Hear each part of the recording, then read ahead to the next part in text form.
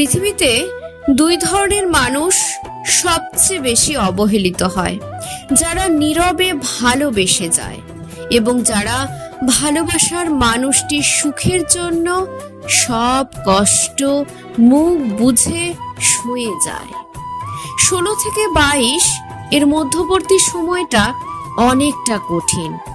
বন্ধুত্বের বিচ্ছেদ ঘটে, কাছের মানুষগুলো ছেড়ে যায়, ভুল মানুষের সাথে প্রেম ভালোবাসা হয়, আরো অনেক কিছু।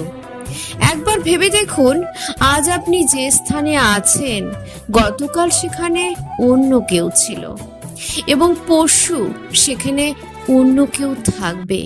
এটাই নিয়ম, যার নাম পরিবর্তন। যেটা হারালো সেটা নিয়ে দুঃখ পেয়ে বসে থাকবেন না, বরং যেটা আপনার কাছে আছে সে